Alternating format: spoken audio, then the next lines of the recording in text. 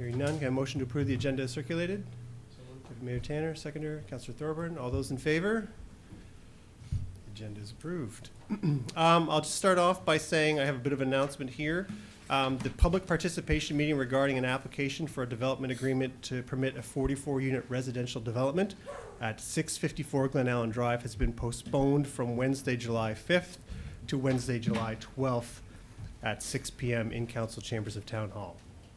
So just again, the application, the public meeting regarding the application for development at 654 Glen Allen Drive has been postponed from Wednesday, July 5th to Wednesday, July 12th.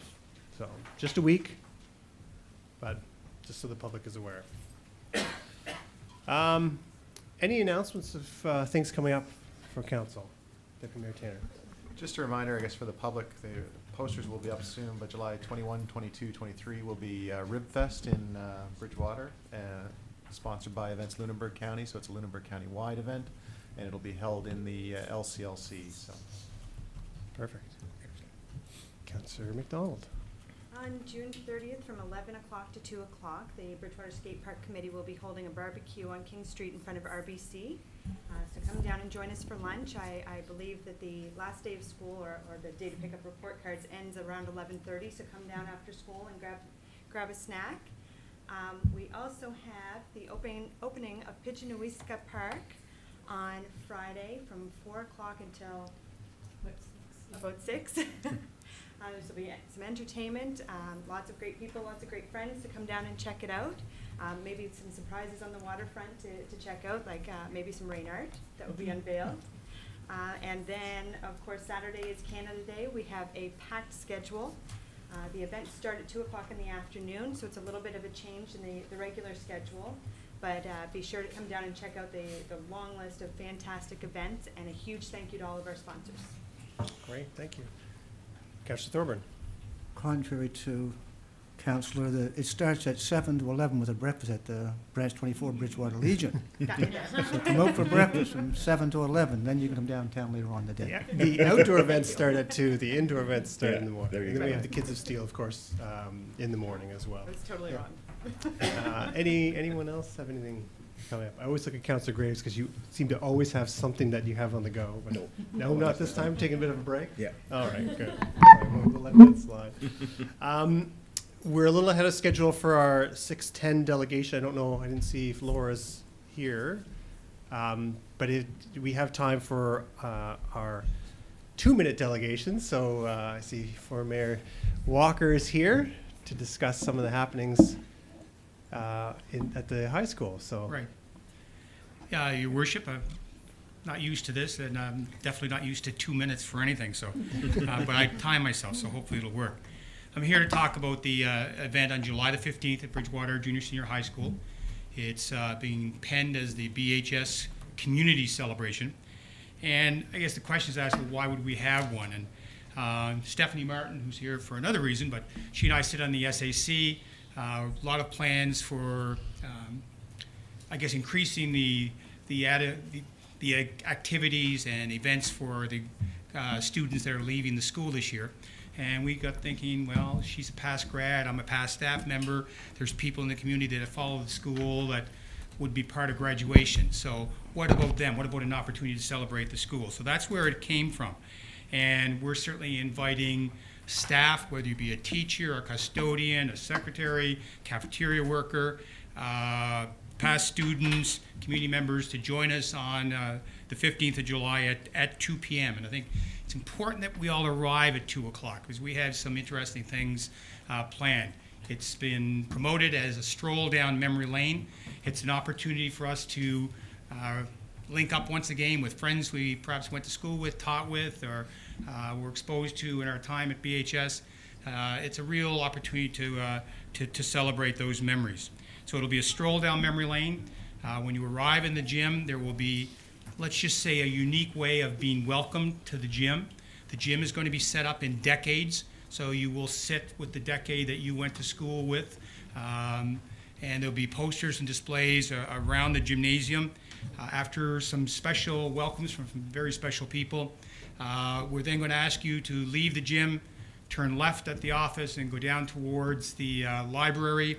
and there'll be an archway there that says, take a stroll down memory lane. You walk through the archway, first room on the left will be the alumni room, which will showcase all the successes and great past students at BHS in a variety of endeavors. Then each classroom will be labeled as a decade. So you may walk into the 1950s and somebody by the name of Barry Rofi will greet you, and maybe Lionel Hahn, and a number of other people from the 1957 provincial rugby team. There'll be some music that was appropriate to the 50s playing in the background, some memorabilia and whatnot. So everybody will then come back to the gym, and of course, what's a celebration without a big cake? So there'll be a big cake. If Nikki Orson is right, and there's 1,000 people, we're not going to have enough cake, so there'll be a food fight. But we want everybody to come back to the gym. There'll be some wrap up there. We have 2 videos for sure, and we're working on another one I think will be really blow some people away in the community, because most of us didn't know this existed. And I'll just leave it at that for now. So I do want to, on behalf of the organizing committee, extend an invitation to your worship and the members of council and staff and the entire community. Join us on July the 15th. And remember, wine and gray, or maroon and gray, or maroon and white, colors change over years because of the cost of the colors, but wear something reflective to the school. It's an opportunity to celebrate, and then on 1st of August, we take all our talents and all our expertise, and we make Parkview a stronger school than it is now. Thank you, Your Worship. Thank you. Does anyone have any questions before we let them off so easy? No? All right, thank you for that. Is Laura Yeoman here? No? Okay. I was confident that I had answered her questions on Friday, so I think she's probably happy. Any other members of the public that wish to make a 2-minute presentation? Thank you, Mrs. Martin. Just for your name and why you're here, please. Sure. I'm Stephanie Martin. I'm a parent, community member, do all sorts of things in the community. But here tonight, I am here on behalf of a lot of kids, including some at my house, for the skate park that everyone's trying to get finished and built. For my house specifically, to have somewhere that's safe for them to go, that's a little more public than where they're trying to be right now at the LCLC, and not watch your son try to skateboard in the street in front of our house, and dodge traffic in and out trying to learn tricks and things. He needs to be very active. Skateboarding has proven to give him at least one of those outlets, and I just think it would be really, really important to get that together for the kids from small to big. He's my 15-year-old who uses that park for hours and hours and hours for different things, even to just be there learning things with his friends. He has quite a group of friends that use it, and I just think it would be important to get it done sooner than later for them, so they have somewhere safe and I can stop watching him skateboard in my street. And he wanted to say a little something. We won't take your 2 minutes. Sure. Man, I never stood in front of a mic before. Mostly the permanent park would be quite useful in the sense that Liverpool got theirs, and it's pretty good. It's quite useful, quite enjoyable even. And it's been a while since there's been a nice permanent park around. I know there was one when we first moved here, and then it was gone. But I hope that we'll get another one soon. Thank you Thank very you. much. Any questions? Anyone have any questions? No, thank you. Wonderful, thanks. Any other members of the public that wish? Yes, come on down and just give us your name and what you want to speak to.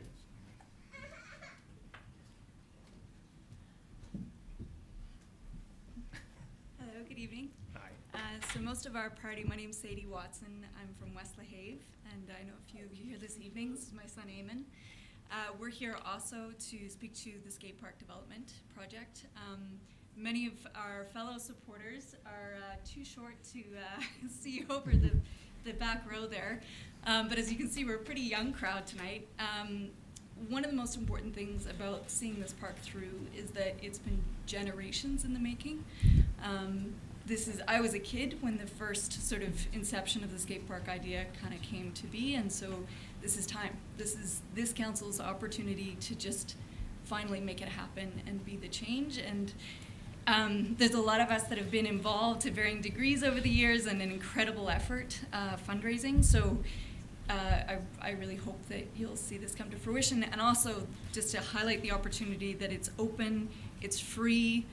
We live in a time when our obesity rates are going through the roof. This is an incredible opportunity for the town of Bridgewater, and also to have a space that youth can call their own. So it's really important to us, and for all of us that are here this evening, thank you very much for your consideration. Thank you. Hi there, my name is Tara Jaskowiak, and this is Mason. Mason's 5, and he has a little brother who's 2. And we were just at the skate park today, actually. We come into town fairly often, and I guess I want to speak to the people who don't live in the area and who may even live out of province. We travel to Cape Breton a lot, and we base our road trips on where skate parks are. So we often will stop in Truro because they have an amazing skate park, but we don't just go to the skate park, we go to the local cafe and we go to the grocery store, and we do a lot of shopping in those areas that have a skate park. So it's also a destination for people who don't even live in the town. And where were we on Sunday? We went all the way to Liverpool to their amazing skate park. And did you want to tell them what you were thinking? I want there to be a skate park in Bridgewater so we don't have to drive all the way to Liverpool. There you go. So that's a big reason for us. We don't have to drive all the way, right? So it'd be great if you could consider having a skate park here. And as Sadie said, there's a lot of kids who aren't here tonight, and the Small World crew was there today when we were there as well. So yeah, there's people of all ages, and it's a really safe place as a parent to go, and people are always really great at sharing the routes and teaching kids. It's just a really, it's a pretty special place to have the intergenerational teaching and sharing and mentoring just happening without a program, without having to register with something, without having to sign up somewhere, just to go and hang out with other people. And it's a pretty great spot to be. So we're hoping there'll be some consideration to have a permanent park in Bridgewater. Great. Thanks. Thanks. Thank you. Are there any other members of the public that wish to speak on behalf of this or any other topic? No? We're hoping the meeting isn't too long, because this comes at the end of the agenda, but council does have it's a timed meeting tonight. We have to be out of here by 8 o'clock for an event that we're going to. So we hopefully won't keep you waiting too long. If there's no other delegations, the minutes for June 12th are there for approval. If someone could please make that motion. So moved. Moved by Councillor McDonald, seconder. Hanner. Any questions on that? Just a quick note that the minutes reflect the original date for that public participation meeting. We can't change that in the minutes because that's what would have happened, but the announcement should take care of that. Any questions or comments on the minutes? No, hearing none. Motion to approve, or all those in favor? Perfect, motion is carried. Correspondence for information. We have a letter from the Minister of Communities, Culture and Heritage with a grant for the Girl Guide cabin. If you recall, some time ago, we applied for funding, and maybe our Director of Parks and Rec would like to comment on that. Sure. So we applied for funding to build an 84-foot barrier-free accessible ramp at the Girl Guides cabin, and also to build 2 unisex washrooms, one which is accessible. So we have received the $5,000 in funding. We've also requested another $10,000 from accessibility, the community accessibility program. So we're still waiting to hear back on that, and so we won't proceed with the project until we've heard on that funding. But step 1, we have received $5,000, and appreciate that greatly. Wonderful. Any questions? Now, when we discussed the Girl Guide cabin some time ago, we talked about coming up with some kind of agreement. Is that still being? Yeah, so I'm worked on? working on that agreement, and I have met with the provincial representatives, and they've been very good, very open to discussions, and we are working towards agreement. Okay, great. Any questions from any members of council on that? Grants being awarded are always a good news story, so we appreciate that. Correspondence for action, document 17-002E, Bridgewater Elementary School Committee Playground Funding. There's a letter in your package there. The committee would like to make a request for the release of 50% of the funds. As those recall, when we did our budget deliberations, we committed $72,883 towards phase 1 of the project. There were a couple of conditions on that. One was an agreement with the school board to ensure maintenance and upkeep of that facility, which we do not have, and I would probably suspect we're not close to having at this point. And then the other was that council's funding was last money out, not first money out. If you read the letter, the scope of the project is changing, and all I have for information is this letter. I don't know if there's someone here that can, I'm looking at Mrs. Sinclair to see if there's someone here that could maybe answer any questions that council has at this time. Do you mind coming in? Is there anyone on council that has any questions about this? Because I'll just, where I'm coming from is we approved this project, and now it seems like it's somewhere in between, but for me, I don't have any other information. I don't know what it looks like. I don't know what the budget is. I don't know anything. I guess I can just say, rest assured, we're not veering from the project and the plans in the project. It's just the funding is not coming in as we would have liked. Our grants have not been as successful as we would have liked. Our corporate sponsorship is coming in slowly, but it is very slow. Fundraising on other initiatives also is ongoing, but slow at best. So that amount right now, I think today we're at about $15,000 for total. So now we are trying to achieve something for September 1st. So we're just reaching out to try to get as much funding for as many sources as possible, and the town being one of those sources. So that's where we've requested 50% of what you considered at the budget time, and that would allow us to do a considerable amount of that phase 1.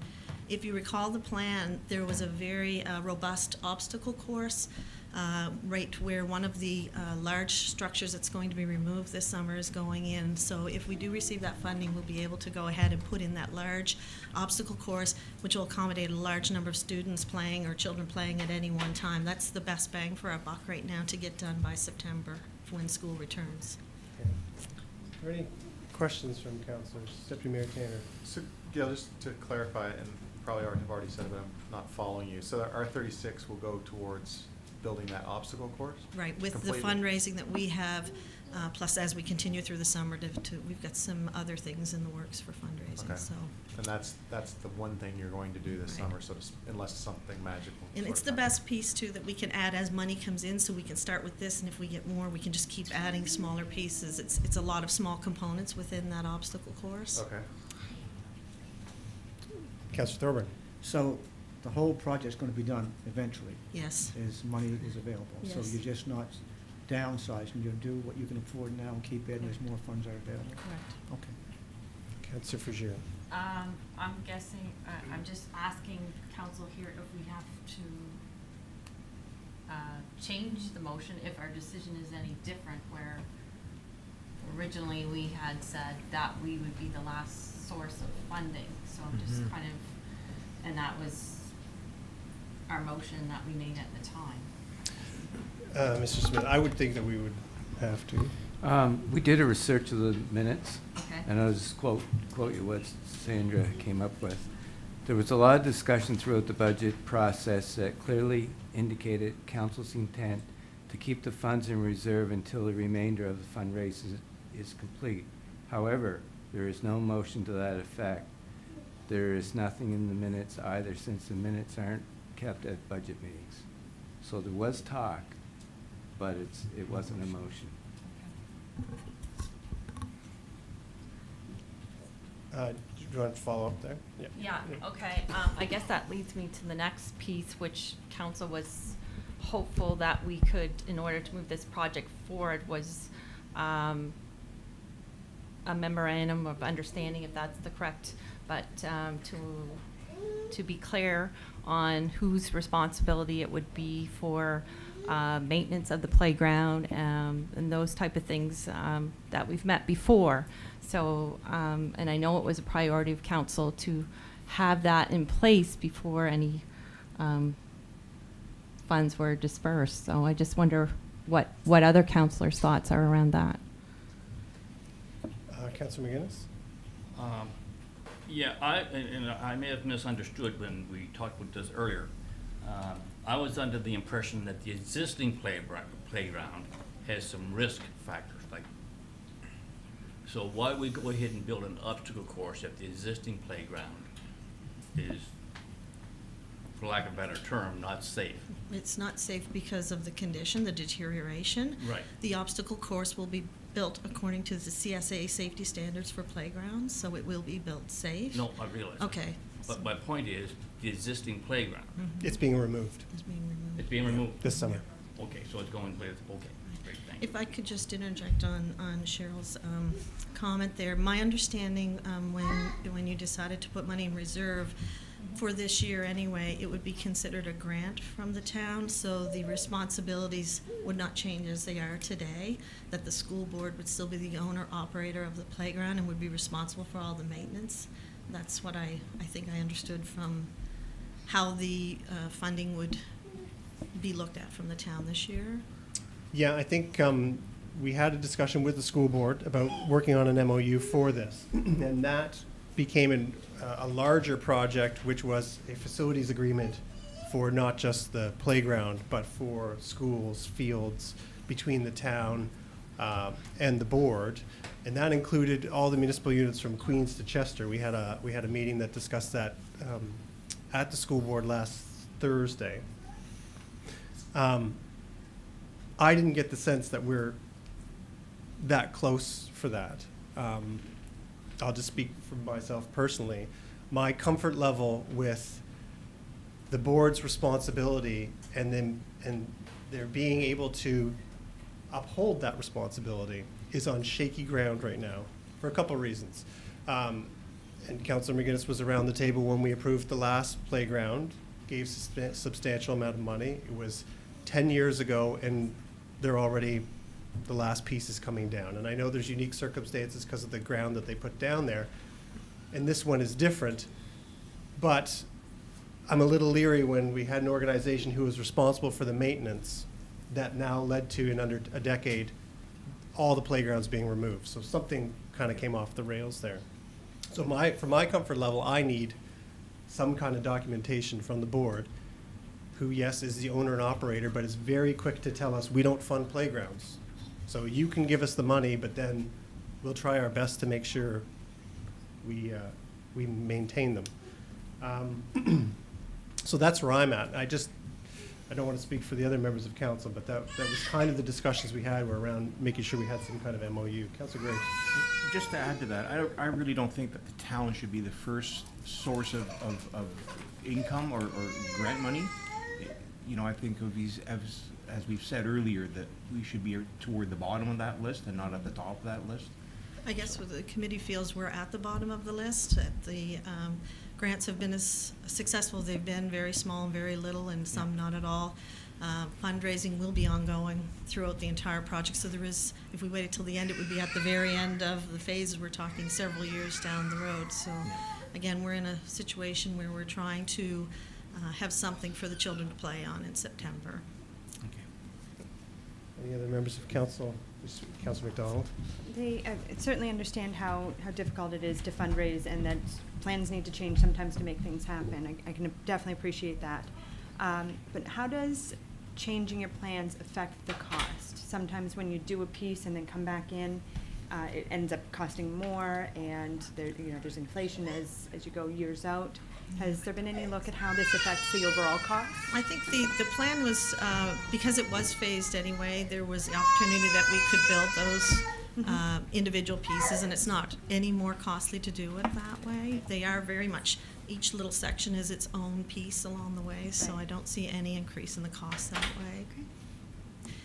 I'll just add a little bit to the fundraising. We are currently in a discussion with the previous structure installer that the previous playground committee worked with because of the concern of the deterioration, and it wasn't because of maintenance lack, it was because the structures were all wood and the wood deteriorated. So we're in talks right now with that previous, the company that provided those structures, and we're hopeful they're going to come good on some warranty item that's going to help towards this goal of getting some work done in September. So that's an additional piece that's happening. Deputy Mayor Tanner. Gail, hypothetically, if we were to defer this decision until a July council meeting, how does that impact your date? Like, when do you expect to have shovels in the ground for this obstacle course piece? We would hope to have shovels in the ground in July, Okay. finishing up in August to have something in September. So each month that just keeps pushing that out till October, November timeframe. The work will not take long to do. Yeah. It will happen, within a week or two. It'll happen very quickly. Okay. Councillor Graves. Can you provide us with some documents in regards to what the obstacle course is and what it looks like and where it's going to be and what are the cost components? Certainly. Yeah, that's good. That's a good question. Any other questions? Is there any other, to Councillor Graves' point, is there any other documentation that council feels it requires? Yeah. Maybe. Sorry. Councillor Fisher. Any information or new information, Gail, that you may have would be most helpful, I guess, and what you've received today. I know you've verbally, but anything in documentation would be helpful. Okay.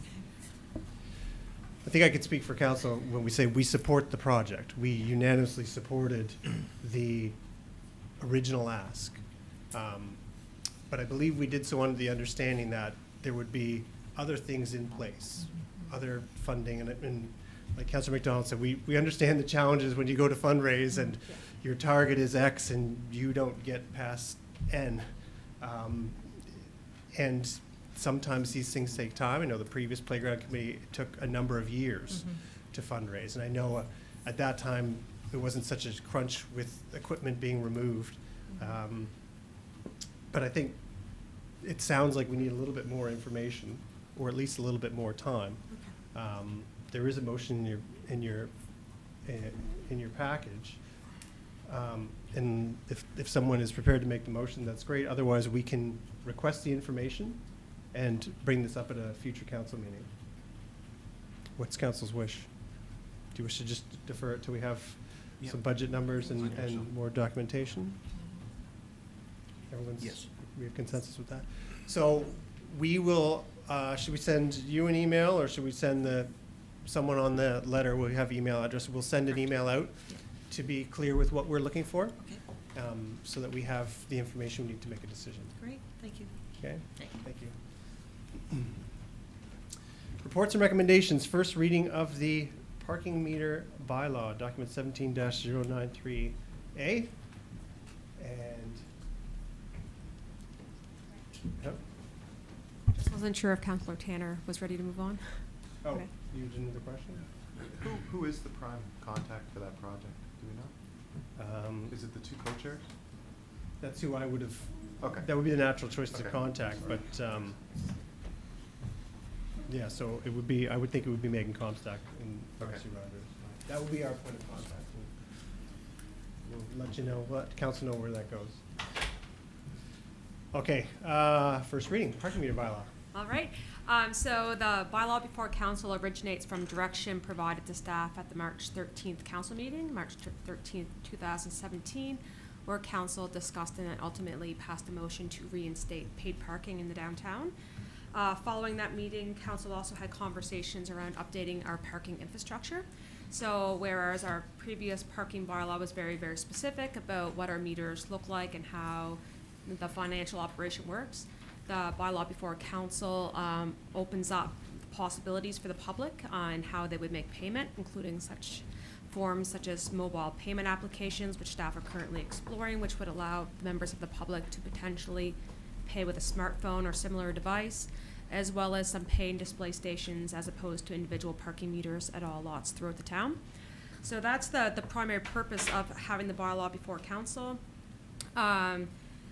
The offenses are very similar to the previous bylaw. The fine amounts are set at the same amount, and the The bylaw also includes the provision that veterans can park free at our parking meters, as the old bylaw did. Other than that, that's it in a nutshell, and it is available for the public to look at. And if there's any comments, any member of the public can call the town hall, and staff can assist. Okay.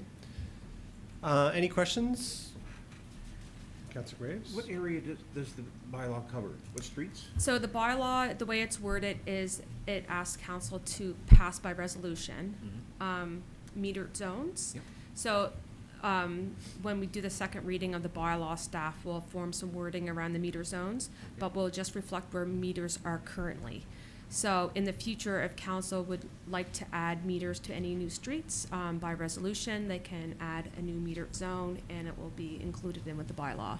So wherever there are meters now, or wherever there's paid parking now, will be part of what we use for the resolution, So Lower Empire and Pleasant. wherever they currently are. Is someone prepared to make a motion? Councillor Frazier?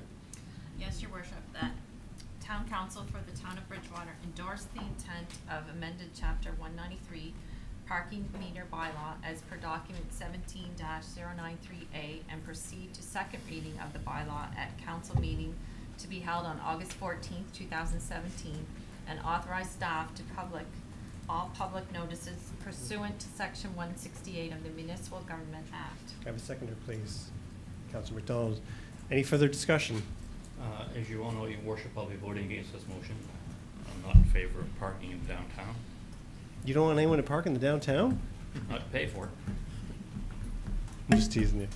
Any other discussion? Question. Question's been called. All those in favor? Those opposed? Motion is carried. Next item is our building inspection report. And we have our chief engineer here. If anyone has any questions, it's starting to get there, the report. It's creeping up. Any questions on this? It's mostly for information, but Numbers look good. numbers look good, yeah. Yeah. We, I can tell you, I am receiving a lot of calls to my office, not only from citizens, but from media that keep asking, how is Bridgewater able to do this when the rest of the province can't seem to move forward? And we even had that discussion today with someone, Deputy Mayor Tanner and I, who just, he said, you're able to buck the trend in Bridgewater somehow. So, a building report like that looks good, and so we continue to go. Yeah. So, well done. Recommendation of Director of Planning, appointment to Downtown Planning Advisory Committee. Thomas Sullivan from RBC. Someone prepared to make that motion? Councillor Graves. I move that Town Council for the Town of Bridgewater endorse the recommendation of staff and appoint Thomas Sullivan, RBC, to sit on the Downtown Planning Advisory Committee as a downtown business representative for a 3-year term commencing June 2017. Have a seconder, please. Councillor McDonald. Any questions, comments? Seems like a great guy. Wow. It's great, great to have someone like that on that committee. Yeah. Ready for the question? Question being called. All those in favor? Motion is carried. Tender 17-04E, 4 trucks of, 4 new various size trucks. My kids thought that was great, but they also thought we were buying Tonkas.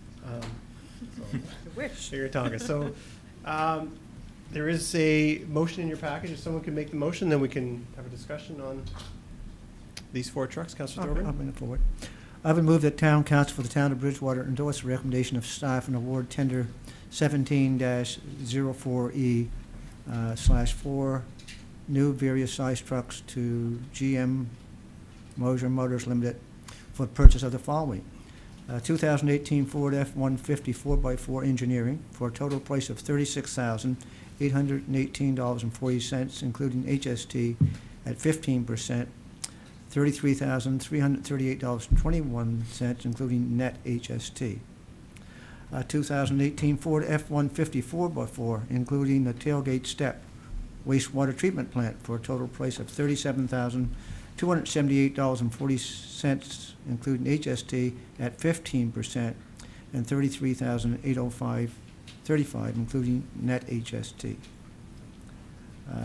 2017 Ford F-250 Super Cab 4x4, including the tailgate step, Public Works, for a total price of $43,325.10, including HST at 15%, and $39,288.71, including net HST. And a 2018 Ford F-150 Crew Cab 4x2, including the tailgate step, Parks and Recreation, for a total price of $38,372.05, including HST, and at 15%, $34,797.11, including net HST. And net HST is 4.86%, so we save about 10%. Excellent, thank you. Can I have a seconder, please? Councillor McDonald.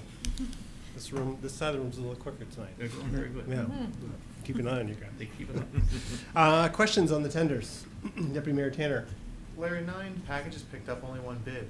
Why don't we get bids from, I mean, it's great that a local supplier is getting this business, but we have GM and we have Toyota and we have. I'm not sure why. Okay. We grouped a number of the vehicles together in hopes to get more bids, as well as issued a joint tender with the Public Service Commission. Yeah. Hoping to get more interest and take advantage of mass purchasing, but we only received 1 bid, and I'm not sure why. Are we too specific with the vehicle criteria that it only fits one brand, or no? I wouldn't think so, no. Okay. Councillor McDonald. So the opportunity to have conversations with other suppliers and ask, you know, why? Or does that get into gray area? We could possibly ask. I know that obviously if 9 packages were taking, other suppliers were aware and expressed interest, at least up front, as to why they didn't bid. I'm not sure. But it's possible that we could follow up. That's a good question. But it is, yeah, lots of packages went out. I don't know, and it's not, it's a truck. There's lots of people, Deputy Mayor Tanner's point, there's lots of people that supply trucks. Councillor Thorburn. Yeah, Larry, we're getting 4 new trucks, so the 4 old ones are going to be put in surplus in September if the trucks come in time to be getting rid of? Yeah, depending on when they come, we do surplus tenders in September, so if they're here before September, we can get them on the surplus list. So we're not planning on keeping any of those 4? No. Okay. He asked one of my questions. The next question is a very obvious answer. I know the answer, but I want to make sure. I presumed we painted their new town colors and new town logo. They will be white and they will be branded with the new logos. Excellent. Any other questions? Questions being called. All those in favor? Motion is carried. Next item is donations to the South Shore Fieldhouse Society. And just for the public's knowledge, this isn't a donation by the town. This is various people over the course of the year make donations to the field house, but through the town. So they come in and we kind of manage the money, and then it flows back out. So this is not a grant from the town to the field house. This is specifically money that people came in, the members of the public, and said, I want to make a donation to the field house, and we kind of manage that and send that out. So do you have a question, or you want to make the motion? Yeah. Awesome. But also they say that the tax can issue tax receipts. Yes. And that's the reason. Yeah. So I move that Town Council for the Town of Bridgewater approve a grant in the amount of $17,000 to the South Shore Fieldhouse Society for the multi-use facility on Glen Allen Drive, as outlined in document 17-097. Seconder, please. Councillor Frazier. Any other questions? No, hearing none. All those in favor? Motion is carried.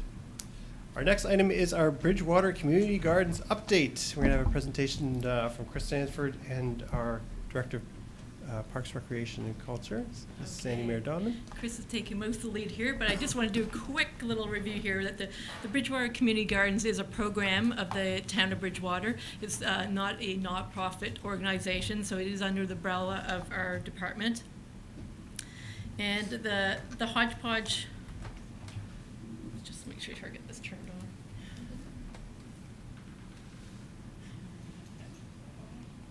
on. Just a moment.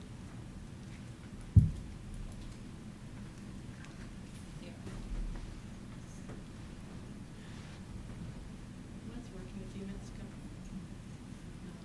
Oh, there we go. All right.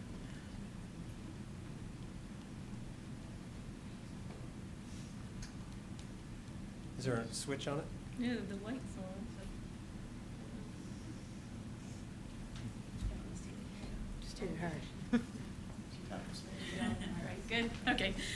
So the program began, of course, with the hodgepodge gardens in 2010, with these raised beds and plots for community use. And over time, the project grew with incredible edible Bridgewater edible trees, a pollinator garden, and special events. Each project had an operations manager, and there was a core team. It was quite a comprehensive organizational structure that took a lot of volunteer effort and commitment. Over time, it became clear, and when I kind of took over, started working as the director, it became apparent that the volunteers were being overwhelmed and were burning out. So our solution was to hire a part-time coordinator, which is Chris Sanford. And Chris started off last year just working about 12 hours a week during the winter, or during the summer, and about 4 hours over about 4 months in the winter. And I just want to say that, in my opinion, that the dollars put towards hiring Chris, and which also included a $5,000 sponsorship from Helping Nature Heal, has been really well spent. We're really lucky to have Chris. She has an impressive resume that many of us are probably not aware of, that she has a Master's of Science in Sustainable Systems, a Bachelor of Arts in Environmental Studies, 15 years experience in small-scale farming and gardening, and to add that, she's creative. She's a Bachelor of Arts in Fine Art. And I guess I was mentioning to Canada earlier, too, that she also was an NCAA Division III strong athlete in our national sport of lacrosse. So, anyway, she's a great addition to our team of staff. And I just wanted to say that she also, she shares her knowledge and her expertise with us, and not only just helping the community gardens, but helping us town-wide. She creates a really strong link, again, between our park staff and the town and the volunteers, which has been, really helpful. She engages with her volunteers and community in a really positive way, and we're getting positive feedback from the community. And she's maximizing dollars by seeking funding for projects. And I think now she's up to around 20 hours a week right now, just because of some funding sources that we've had to help with some of the projects. And together, I guess we're working as a team at making the Bridgewater Community Gardens simpler, more welcoming, visible, and just more manageable for everybody. And we're also really working towards aligning the Bridgewater Community Gardens mission and vision and goals and objectives with the towns. We're keeping an eye on, of course, the Open Space Network Plan and the Integrated Sustainability Plan. So we're making sure that everything, that we work together and we're, all on the same page. And so now I'm just going to bring forward Chris to kind of tell about some of the other progress we've had. Okay, thanks. Well, that's a nice introduction. I know I don't have a whole lot of time, so I'm going to try to be efficient with the presentation, not necessarily be redundant with everything that was in the report that you got. So certainly if you have any questions, you can ask at the end, I guess. And also you're always welcome to email me too. Oh, you got it? Yeah, okay. Sure, I'll go like that, or okay, or should I pass? Let me know. Yeah, okay. I don't know. Just basically also sort of briefing on the program. This is the vision that was established in 2010 for the community gardens. Basically very much matching the language in the Integrated Community Sustainability Plan. I don't think I need to read it, but and then the other thing that was established very early on was 5 core values, which definitely guide my work when I'm working with the community. Inclusion, fun, shared responsibility, community building, and health and wellness. The values also certainly assist with grant writing when we can identify what we're really working towards. Yeah.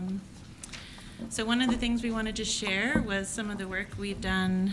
We basically spent the last year engaging with our volunteer community in looking at giving the community gardens a brand, kind of clarifying what it is. So when we were talking to the community, the wider community about what we are and what we're doing, try to give a little more clarity. And so one of those aspects was working on a logo. And here you have it. I guess the other thing I should mention is that over the course of the year, we've also dropped the word network was in the name, Bridgewater Community Gardens Network, and we just felt that we needed to simplify a little bit and give clarity and streamline a little bit to make things more efficient within the program.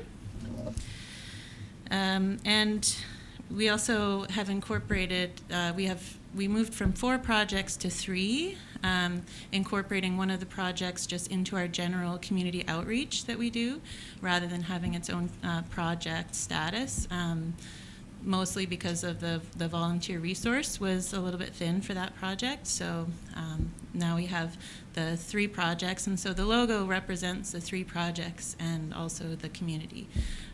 So we were pretty happy with that. We've also seen over the past year increased volunteerism and some renewed energy on the projects. I've sort of streamlined some of the structure so that people can volunteer a little bit or a lot, really depending on what they're able to. And so, yeah, we hope that we can use this logo in the future for our website and to increase visibility also in the town.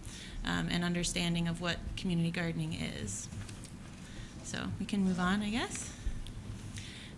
So in the activities that our program does, we have some educational opportunities that we're running this year, which is monthly learning sessions. And this is to support our new and beginning gardeners, whether they're actually gardening with us at Hodgepodge Garden or the greater community. And so the idea was to be able to offer low-cost learning sessions that were also low-tech and a lot more dialogue and discussion-based. I've been bringing in at least one other person to lead them with me so that there can be more than one perspective and it can feel, really great. And the next one's actually tomorrow night from 6 to 8, and we're going to be covering the topic of organic fertilizers. So you're welcome to come. We'll be at the Hodgepodge Garden, and we've had some pretty positive response from the community for these and gardeners. I guess we can move on. We also have a few events. Our annual open house is on Saturday, July 15th from 1 to 4 p.m. The rain date is the following day. You're all welcome to come. We'll have free hodgepodge and cake being served, and arguably the best slip and slide in town down that hill. Some other activities, and this year we've reached out with some other local nonprofit organizations that will be present, running some demonstrations on butterfly gardening and beekeeping, and so it should be a pretty eventful afternoon. And I'll mention also the other kind of event that we run is the Hodgepodge Garden opening and closing, which is part work party and part community picnic celebration. And this year for the garden closing, we've invited a local heritage apple expert, and he's going to be bringing some apples from his orchard for a tasting of old varieties of apples. So you can mark your calendars for that too if you like. It's in October, but. And in the community outreach that we've been doing, having booths at community events such as the Canada Day coming up on Saturday, we'll be there. I should just mention too that we're seen as a leader in the area in terms of community gardening because it was the first community garden group in the area. Since 2010, there's been Lunenburg Community Garden, created Port Medway. Just recently, there's a Shelburne group that has been in touch quite a bit doing community garden work. And just today, actually, I met with the MODL is putting in a community garden at the Visitor Center in Exit 11. So they were drawing on our experience with, getting materials and how do we set things up. And so Bridgewater is definitely, seen as a leader. And I've been called upon for advice for other groups trying to do things. These are some pictures from some of the community outreach through helping to create gardens in town. You can see the Town Hall Snack Garden, which we planted just a couple weeks ago. So as you come in and out for your meetings, you're welcome to help yourself to the vegetables growing there. We're also this year, through an Age-Friendly Communities grant, working with some of the seniors in town. We've been going to the seniors complexes and donating cherry trees to them, sweet cherry trees. So the photo in the top left is actually from a week and a half ago, where we went to Ridgewood, and it was a very sweet afternoon, and yeah, really great. So we're going to be going to some more over the next month. That lady dug that hole? Well, it was really sweet. Everybody wanted to do a token shovelful. There was one very active senior that was actually helping me dig the hole, and then we would loosen the soil at the bottom, and they took turns coming out and moving it. Yeah, it was very sweet. Yeah, and then we've also helped at Small World Learning Center. That's the center photo, and yeah, MODL building. That was a few years back, but we did help initially with that garden that's there. So, yeah, and then when it comes to our projects, so we're down to 3 projects, which kind of streamlines our work. We have the Hodgepodge Garden, the Pollinator Garden Project, and Foodscapes. So first we'll talk about the Hodgepodge, I guess. So yeah, so we've had a full garden the past 2 years, and very committed gardeners. We tend to have about a 2/3 retention rate every year. We have to find new gardeners for a third of the beds, and it's been quite easy just through word of mouth and a little bit of social media, so we are well known. This year we applied for a grant to build some new community garden beds. Part of it is to build a bit of a boundary around the garden that's welcoming and that encourages the public to come and interact with the garden, but also gives a little bit of clarity to the garden site, because I do get some confusion about the space that's there. And so one side is a community herb beds, that was the last slide, and this is going to be a row of table grapes, which will be an opportunity for education, also running some workshops on growing grapes in the area. So we've been busy this spring building those, and we'll be planting everything in July. So that's been exciting. In terms of the pollinator garden, just for real briefly, the benefits of having a pollinator garden is basically that the native pollinators, which includes bees, butterflies, and hummingbirds, are decreasing in their habitat and things like that. So, and they're vital for food production. Actually, a third of our food crops worldwide rely on pollinators. So it's kind of a public education piece, as well as beautifying with lots of flowers, of course. So we did a lot of planning. The expansion of the existing pollinator garden was approved, I guess, in fall of 2015. So last year we were busy planting squash and just making the space ready. And then this year we've been designing and planting. And so this is some pictures from our most recent work party. And so I think that will be a really nice thing. I hope you all will enjoy watching it grow, and we're hoping it will also draw more people to stroll through that park, venture down the hill, and check out what's going on. The Foodscapes project was renamed from Edible Trees after some, quite some brainstorming with the volunteers involved in the project. And part of the idea was that we wanted it to have a sort of more catchy name, but also incorporate more than just trees. So here's some photos of the trees that were originally planted. There's the almond tree, that's actually almond blossoms on the left, and the top picture is the almonds ripening on the tree. There's a very happy heartnut tree down, which is related to walnuts, down in Woodland Gardens there. But yeah, we wanted to incorporate more berries and shrubs. There's a picture of the Hascat berries already. They're already ready right now if you want to go over to Aberdeen Green. That's my daughter and her friend enjoying them. They mostly eat them all, of the 4 bushes that are there.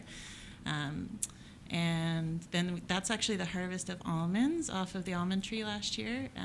They were quite delicious and amazing, and people are very interested to know that you can actually grow them here.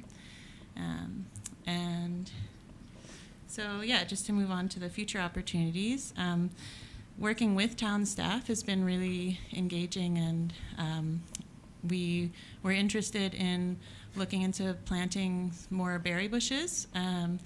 And actually, we were brought to Shipyards Landing by park staff to identify some high maintenance areas of parks that they would like to see us plant gardens in. And so that's a kind of exciting development, having that type of relationship. And so this just shows in Shipyards Landing Park where has been identified as high maintenance and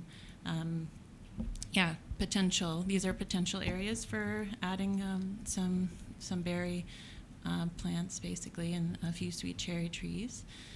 Also with the idea of adding more spring blooming trees for adding sort of the visual beauty of having spring blooms in the park. So that's one that has been presented that will be applying for funding. And I guess we could go to the next one. We also recently applied for, it's an Agri-Spirit Fund through Farm Credit Canada. It's actually a sizable grant, so we'll know in September whether we're successful.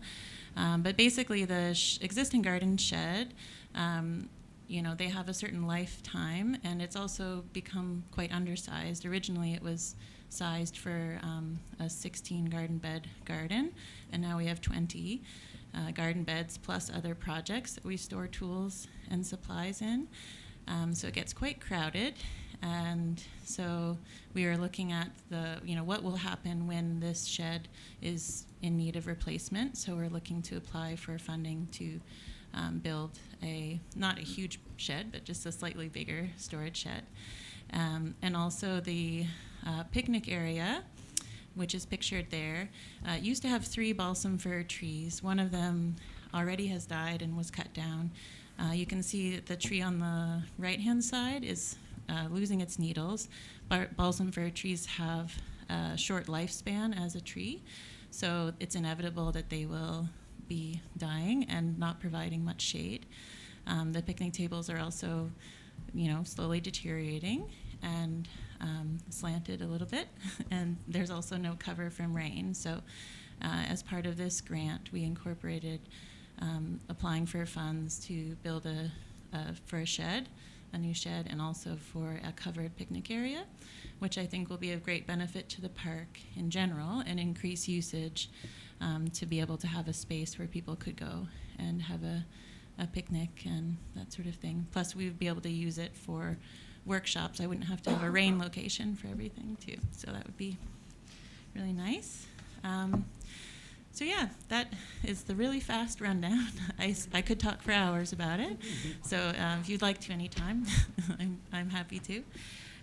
If you want to stay in touch and know what's going on, we do have a public Facebook group, which is called Bridgewater Community Gardens Network, because that is the network. It's a public group.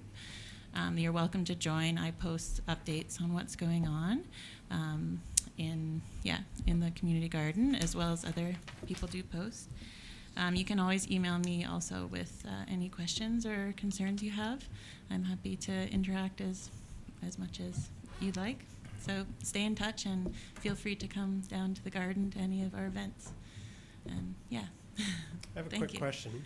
Yeah. Could you go back to the slide with Shipyards Landing for a second? Yeah.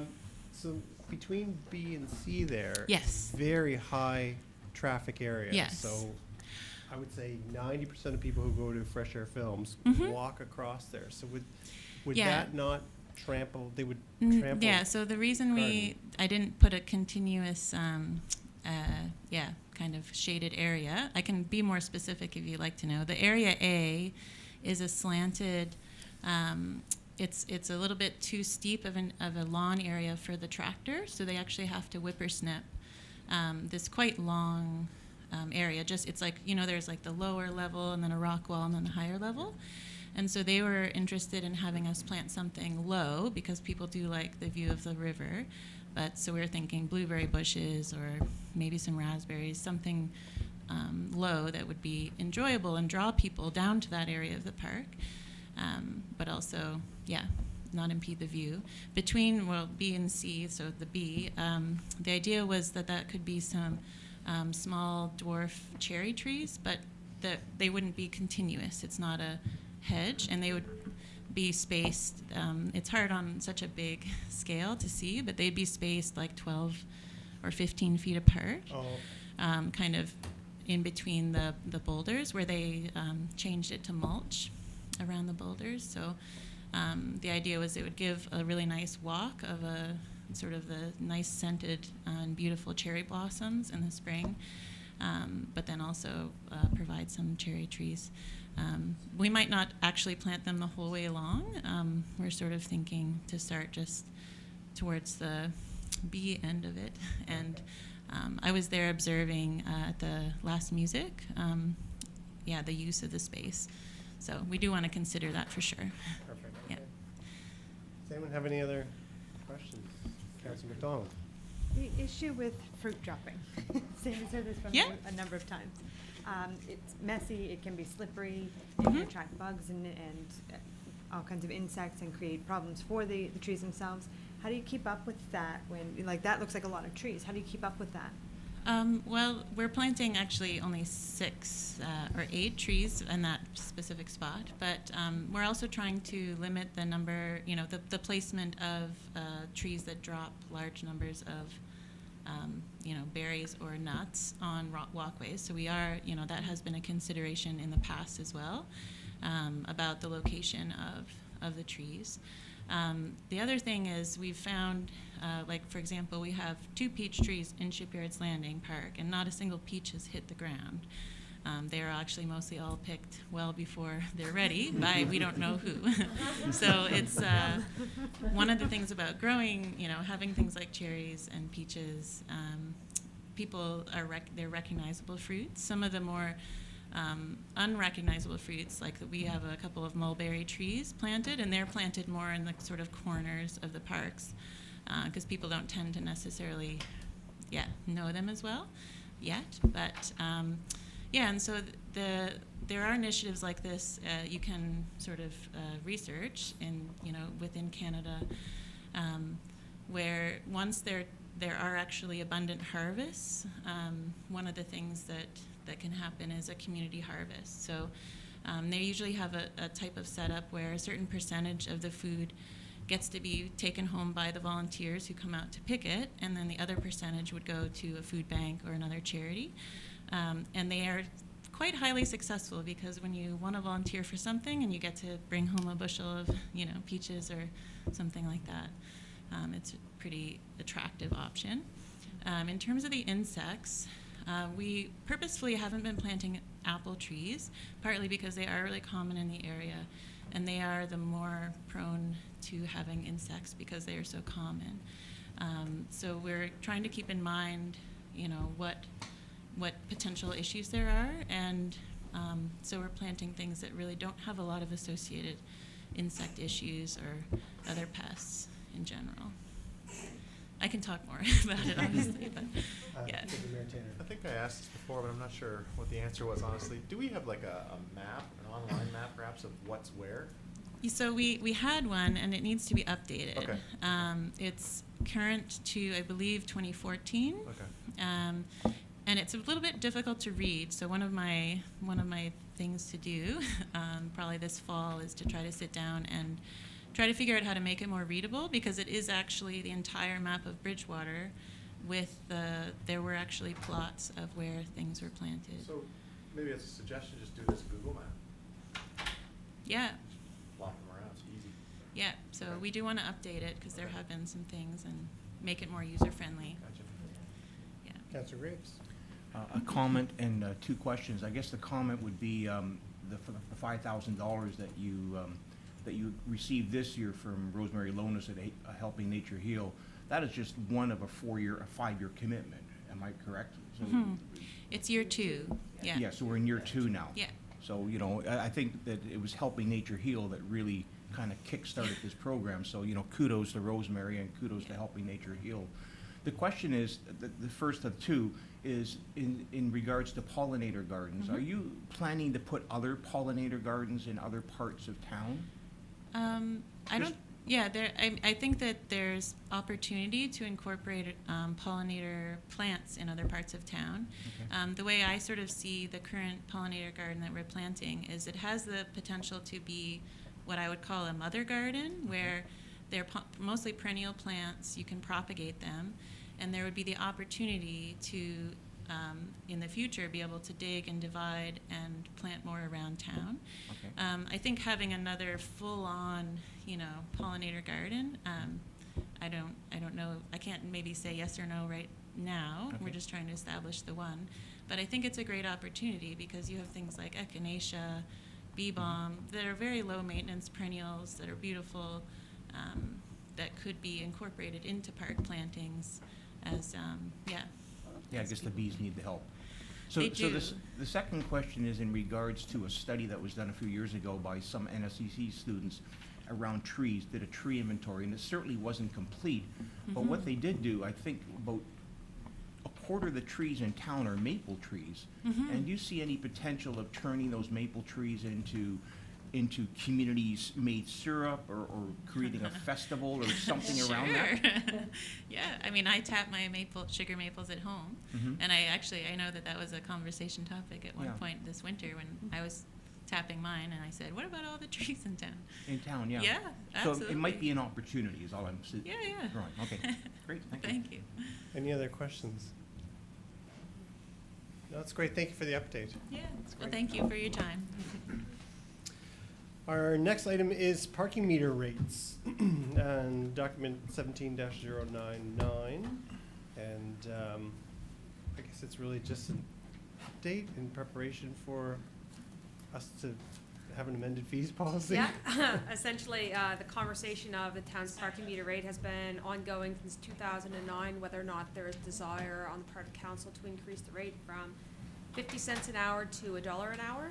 And given that we just passed the fees policy on the June 12th council meeting and councilors brought up the topic again, I submitted the memo as information for council in the event that they would like to make a formal motion on the matter or request that staff bring forward an amended policy for the next council meeting to officially increase the rate from 50 cents an hour to $1 an hour, or any amount council so chooses to increase it to.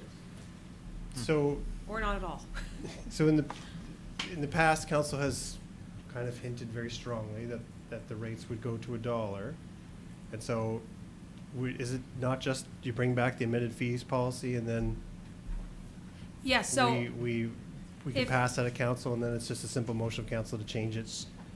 it is. Going If council would like staff, the last council meeting, there was a couple comments, but no request for staff to bring forward a minute fees policy.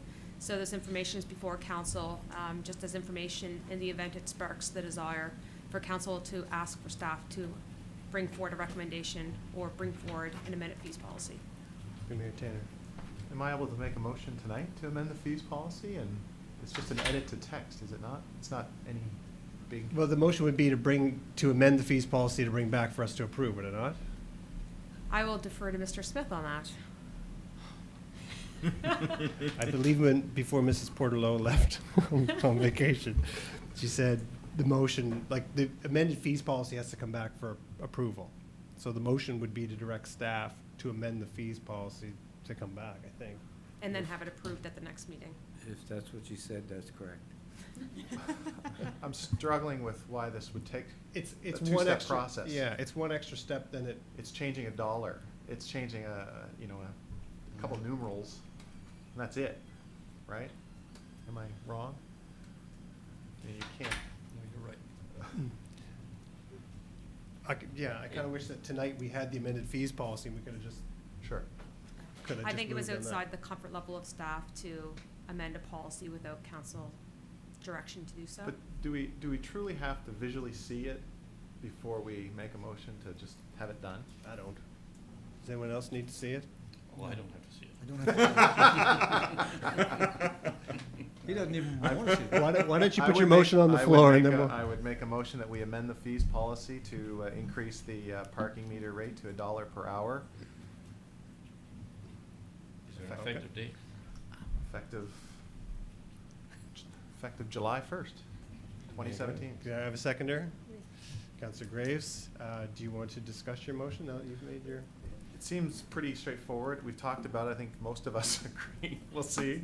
And I would also point out to the public that you don't necessarily have to put a full loonie in. You can put a quarter, you can put a dime, you can put a nickel, and it gives you various components of that hour, so.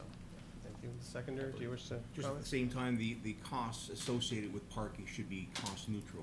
Like, meaning we should be raising enough revenue to take care of the cost of running the park. It gets us closer for sure. Yep. Councillor McDonald. Can it be effective July 1st if it has to come back to council to be amended? No, I think we're have avoiding to have that, the we're document. amending it right now. We're skipping a Did you step. guys second that motion? We did, yes, Councillor Graves.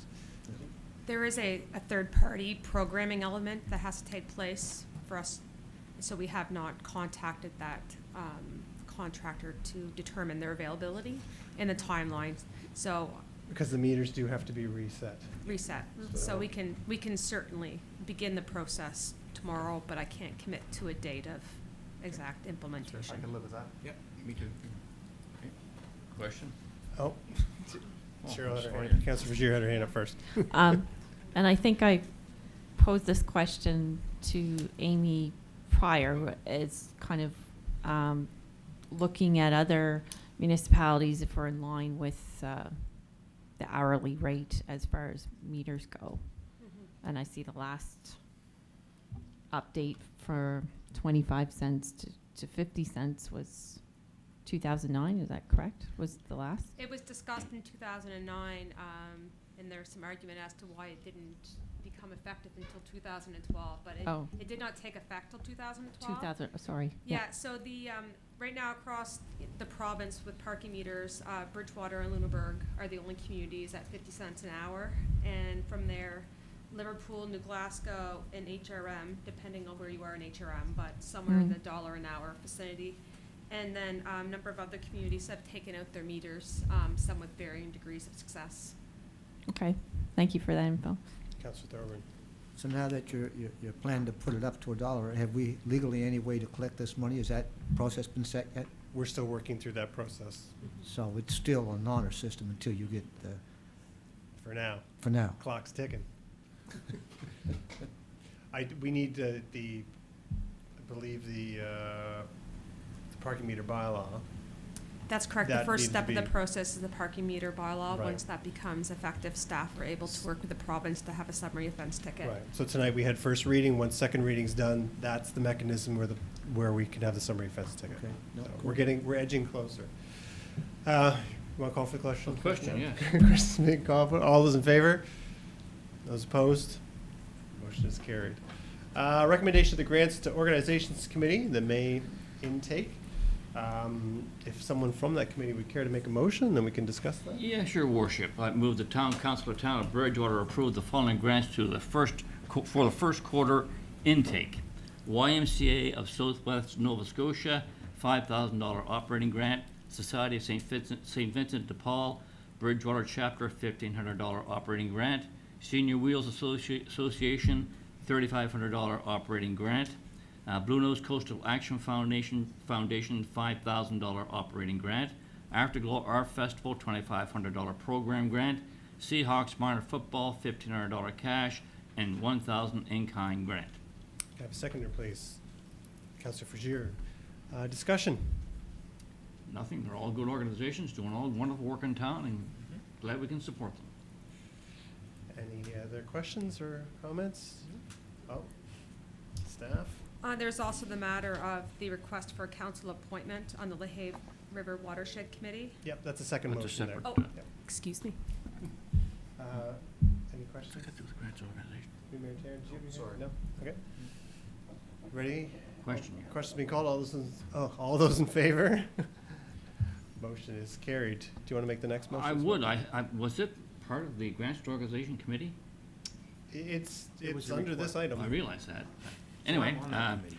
I move that Town Council of the Town of Bridgewater appoint a council representative to be named to the LaHave River Watershed Committee. So can we amend that to appoint Councillor Graves? Sure. Absolutely. Councillor Graves, you have my full support. Thank you, Councilor McGinnis. I'm writing this moment down. May I have a seconder, please? Councillor Thorburn. Any further discussion? Question. Question's been called. All those in favor? There you go. Motion is carried. Thank you. Business arising, unfinished business. Bridgewater Skate Park. And Ms. Mayor Dobbin, you're the person that you were waiting for has arrived? Yes, I have two right up there. Excellent. Right Okay. there.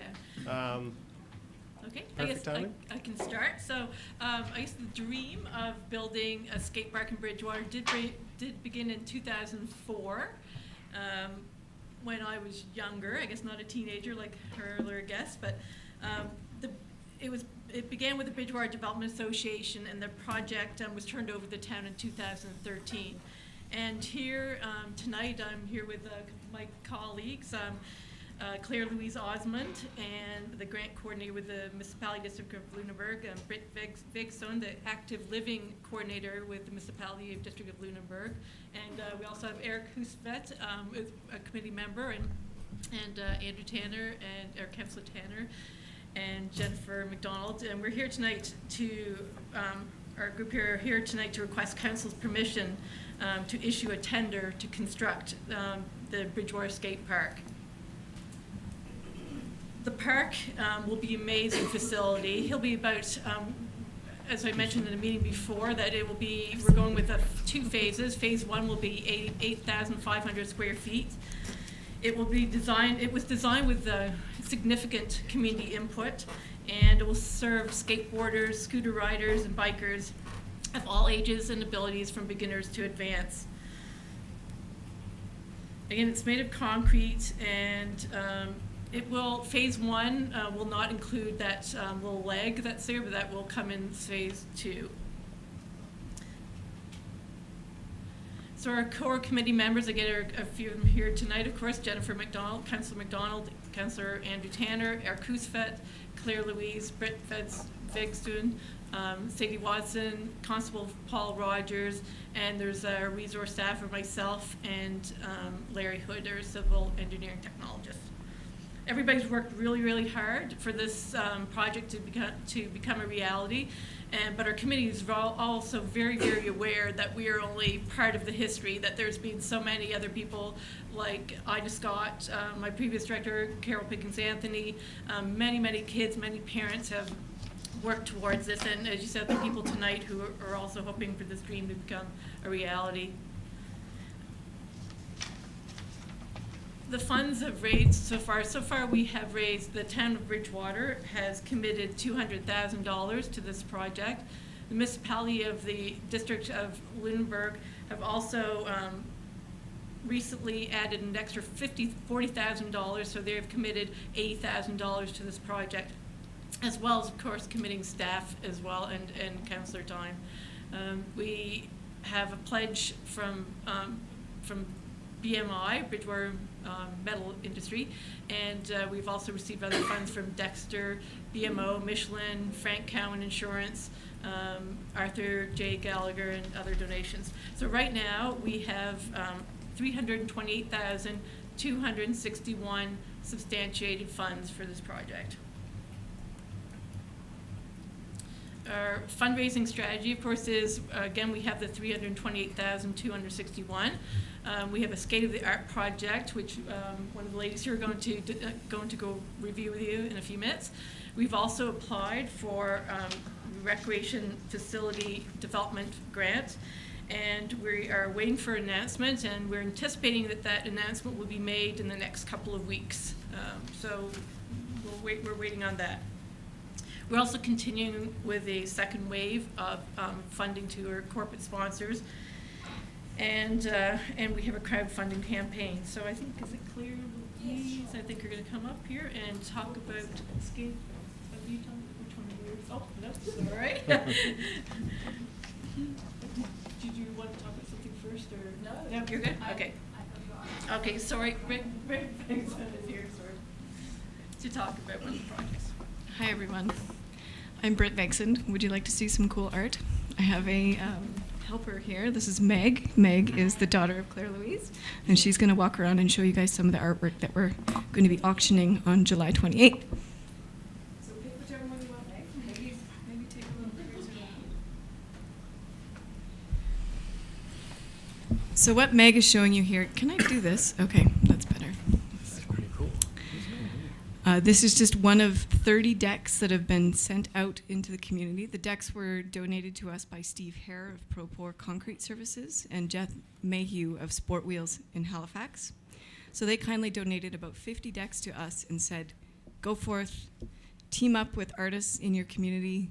The artists will make them beautiful. You will sell them at an auction, and all the proceeds will go towards the skate park. So I have to say, in all of my years of work, this is one of the funnest projects I've worked on in terms of community development. It's blown my mind how many people want to be a part of this project and how many people want to make the skate park happen in Bridgewater.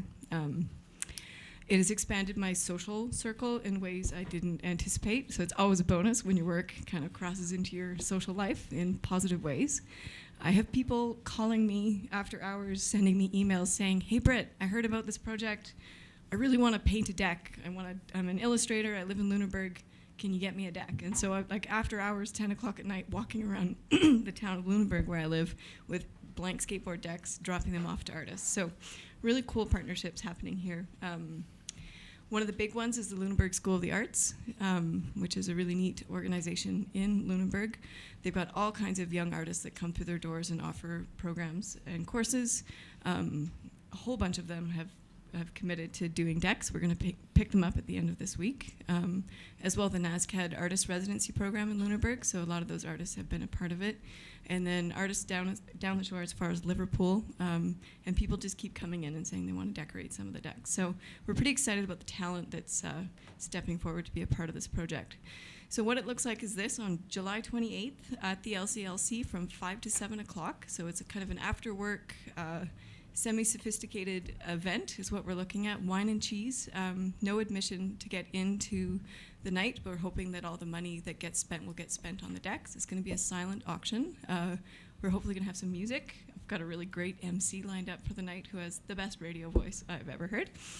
And so people are going to come, take a look at the decks, and we'll have 2 hours to auction them off that night.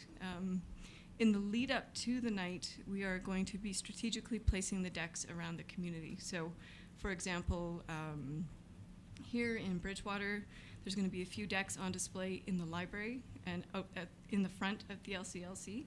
There's also going to be a few at Fancy Pants Cafe down on King Street. Is that right? King Street? Yes. Okay. We'll have them around Lunenburg and Mahone Bay as well. We're also targeting the farmers market crowd. We feel, with people coming to our community for the summer months, we're kind of hoping that these are the folks that are going to be keen to support the art and the project itself. So I've spoken with the manager of the Lunenburg Farmers Market, and on Thursday mornings for the month of July, we're going to have the decks kind of lining the front doorway to the market. So as people are going in to get their stuff, they're going to see this beautiful art, and we're going to be there with hand cards so people can go away with something knowing that this event is coming. We're going to promote it on social media. In previous art auctions that I've seen and have actually participated in, all the artwork gets displayed online, and then people can comment and build some hype around it. So we're hoping that an online presence will increase interest in the project itself. So yeah, on July 28th, we hope that everybody will come down to the LCLC. Scotiabank has offered to support the event. We're still working with them to figure out exactly what it's going to look like. But they will be volunteering in some capacity with some kind of financial contribution to this project as well. And just the bottom line there, Chester and Hubbard skate parks had great success with similar fundraisers. And if the interest so far is indicative of what it's going to look like coming out the other end of the fundraiser, I'm really hopeful that it's going to be a fun and exciting event that will, put a good chunk of money into the pot for the skate park. So that is SOTA.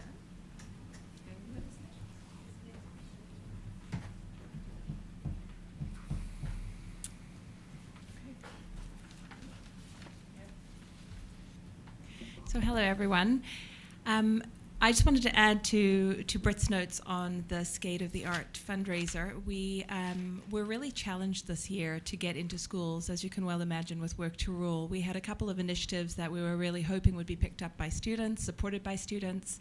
Part of that would have been social media, and I'll speak to that with the Bridgewater Skate Park crowdfunding campaign too. But one thing we were able to do is connect with a group of artists at New Germany School. So as Work to Rule came to an end, a friend of ours connected us with a group of students who have done some beautiful fine artwork. So there will be some student representation at the Skate of the Art event as well.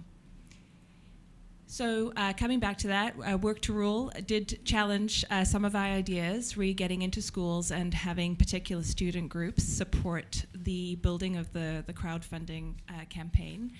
It has been running for more than 34 weeks now. I'm just looking at that slide. It's obviously a dormant slide, so hasn't updated. But we have $2,785 in the account and 34 contributors. What this has allowed the community of Bridgewater to do is give shout outs for the skate park, us to get a sense of some small donations from families and from kids who are really keen to see the skate park get built. It's a group of people who otherwise might not show up at the town of Bridgewater and hand over their $10, but they really wanted to be a part of things, and we felt that the crowdfunding campaign is very important for this piece.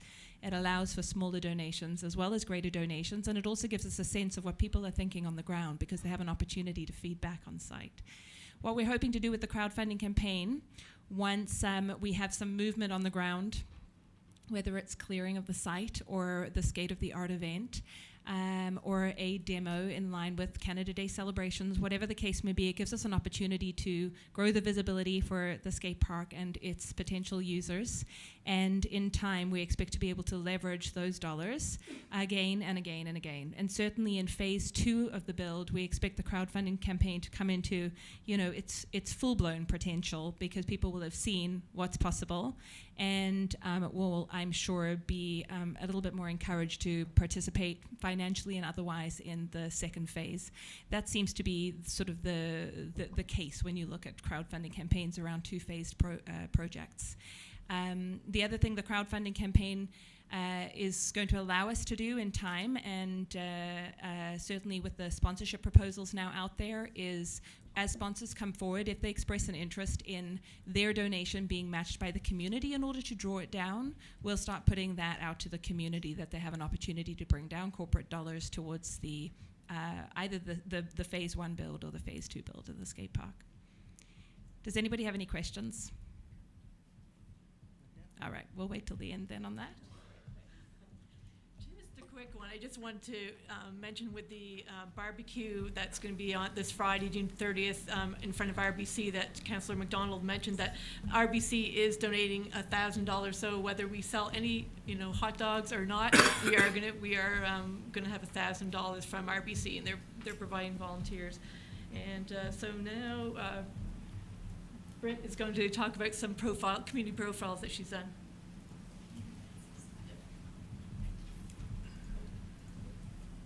Great. Me again. This was a really fun project that I got started in 2015, I think, before I went on maternity leave. I've been back now for about 3 months. So what we did with the community profiles is we have some great skateboarding champions in our community, and the idea with this project was to go and collect stories from them about what the skate park could mean for the community and specifically for themselves. So here are 3 examples from these case studies. Maybe I'll just go through and tell you who they all are. Jesse Watson grew up in Conqueror Bank area, am I right? La Have area. He has a business called, oh my goodness, thank you, Homegrown Skateboards. It's amazing if you haven't seen it before. It's up on the 3rd floor of the La Have Bakery, and there is a skate bowl in there. So people can skateboard inside this space, which is pretty remarkable when you think about how old that building is. And he's been working at supporting a skate park happening in Bridgewater for many, many, many years. So when I went and spoke to Jesse, I think my interview lasted 2 hours. It was really hard to condense it down to all the fine nuggets of wisdom that he offered, but maybe we'll just read this. We can go through it together. And he says, "I've managed to stay in business all this time in a rural area selling skateboarding. There's enough people around here, even underground, to keep it going. So imagine if it wasn't underground. And the thing is, it's not for everyone. Some people do it for transportation, some people do it for tricks. Skateboarding can be expanded. There's a lot of sub-elements even within skateboarding. It used to be more specific. You're either a street rider or a bull rider, but now things are opening up, the aesthetic of it. And now a lot of girls are getting into it too, and parents as well. So he's saying, you know, skateboarding is for everybody, and this is one of the neat things with the skate park, is it opens up physical activity to a whole group of people in our community that maybe aren't drawn to soccer or don't have the funding for hockey, this kind of thing. So it's a pretty exciting opportunity, also for people to be physically active out of doors, which I think is really important. As well. And when Jessie talks about girls getting into skateboarding, we come down to Moira Fryer. Moira is a woman, she's in her mid-20s. If you've ever been to the LaHave Bakery, you may have seen her riding her longboard. She's a longboarder. She goes places on her skateboard. And she's kind of pioneering skateboarding amongst females in our community, which is really neat. She hosts like skateboard nights where she gets a bunch of girls out on boards and helps them figure out what they're doing, and they go riding together, and it's pretty neat. So Moira says, if it's new, then it's open for everyone to go and start at all levels. It will be a fresh start. The park is an opportunity for kids, and especially girls, to get involved at a younger age, and it will be a new, safe spot to skateboard. I'd love to have a day when I see a female I don't know pass me by on a skateboard. That would be great. Moira's pretty excited. She's offered to do camps and, offer to help people learn how to skateboard, and specifically girls, which I think is really exciting for our community. And finally, Till Gilbert. I don't know if you guys know him, but he was here earlier. They had to go home. But Till is 12 years old now, and he's been skateboarding for a very long time. He's amazing to watch, and he's a huge champion of the skate park. Till is he's going to lead the way with the skate park. He's the future of it, which is really exciting. And when I talked to Till about what the park could mean for him and his future, this is what he said. We could have skateboarding camps, a skate team for kids, and kids skateboarding competitions. The park is going to make a good impact on skateboarding in the community. Tons of people have skateboards, but they don't use them. Tons of people are seeing me skateboard, and they want to skateboard themselves. That's exactly what my dad said would happen. Pretty great. You can see some strong leadership in what Till is saying there. And if we owe it to Till to make this happen, I think it's going to be a really good thing, and he's going to take us places with the skate park. So those are the community profiles. They are posted on our Facebook page. Councillor McDonald mentioned when they got posted there was quite a bit of traffic. People were reading them. So if you get onto the site and you read them and you like what you read, share them, and we'll keep sending them out. It's a good way to share the story of the skate park and what's going on there. Thanks, guys. Just want to quickly go over the timelines. Just want to let you know that there is a change in the timeline. If council gives us permission to proceed with releasing the tender will not be ready by tomorrow. At this time, we don't have permission from council, and it was hard to commit staff resources to make the adjustments that need to be done to the tender and to get that all ready. Our engineering and all our staff have a lot of projects going on this year, and really had to commit to those until they know that this is a for sure thing. So it won't be ready for tomorrow, but we will be working very hard to get the tender released as soon as possible. For a build this fall and between hopefully September and December. And so the time, I guess, is now. Our committee feels strongly that the time is now for this project. We have 66% of the funds are confirmed, and that percentage could potentially increase substantially if our application for the Recreation Facility Development Grant is successful, and again, which we'll find out hopefully in the next couple of weeks. The town and the municipality are in this together. We've both committed staff and council time and energy and funds over many years, and corporate sponsors again are stepping up. And we're, as the ladies here said before, and colleagues, that we're experiencing increased public engagement on social media. And the other skate parks in Lunenburg and Queens County and Shelburne County are thriving. And I just want to mention our recent open space engagement studies suggested that older children and teenagers are lacking suitable outdoor spaces in Bridgewater where they can be active, explore independence safely, and have a place that they can hang out and socialize and yeah, just have fun. There is a little risk, I just want to point out, there is a risk if we don't go ahead with this project now. If the town is awarded provincial funds and signs the Recreation Facility Development Grant contract, it's with the intention that we are committed to this project taking place this fiscal year.